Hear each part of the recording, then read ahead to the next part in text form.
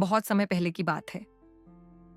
हिमालय की तलहटी में एक शांत और सुंदर झील थी, मानसरोवर। यहाँ नील जल में सूरज की किरणें पड़ते ही झील सोने सी चमक उठती थी।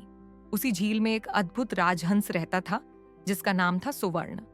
उसका शरीर दूध सा सफेद था, लेकिन उसके पंखों में हल्की सुनहरी आभा थी, जो उसे बाकी हंसों से अलग बनाती थी। सुवर्ण न केवल सुंदर था, बल्कि उसमें एक विशेष गुण था। वह बहुत ऊंचा और बहुत दूर तक उड़ सकता था।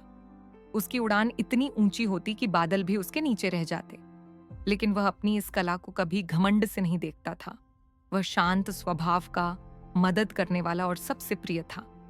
झील के पास ही एक छोटा सा गांव था। वहां के लोग अक्सर राजहंसों को देखकर प्रसन्न होते थे, लेकिन वे सुवर्ण को आकाश का राजा कहते थे। बच्चे उसकी उड़ान देखकर सपना देखते कि एक दिन वे भी ऐसे ही उड़ सकें। एक दिन गांव में भारी सूखा पड़ा। न खेतों में अन्न बचा था, न झीलों में पानी। पक्षियों और जानवरों की हालत भी खराब हो गई। झील का जल भी धीरे धीरे सूखने लगा। सभी हंसों ने मिलकर निर्णय लिया कि वे एक और दूरस्थ झील की ओर उड़ जाएंगे, जहां अब भी पानी और हरियाली थी। पर सुवर्ण ने देखा कि झील के किनारे रहने वाले कुछ छोटे जीव, जैसे कछुए, बत्तखें और मछलियां, तो जा ही नहीं सकते। वे वहीं फंस जाएंगे।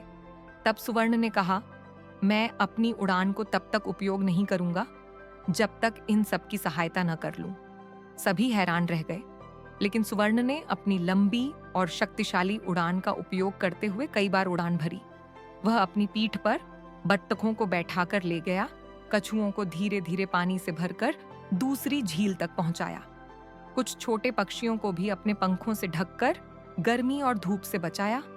इस पूरी प्रक्रिया में उसे कई दिन लगे और उसकी ऊर्जा धीरे धीरे कम होने लगी। लेकिन वह थमा नहीं।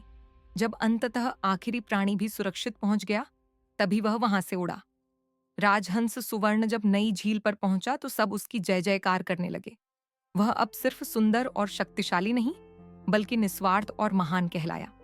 गांव के लोग, झील के प्राणी और आकाश के पंछी, सभी ने उसकी उड़ान को अद्भुत कहा, लेकिन सिर्फ ऊंचाई के लिए नहीं, बल्कि उस उड़ान की भावना के लिए।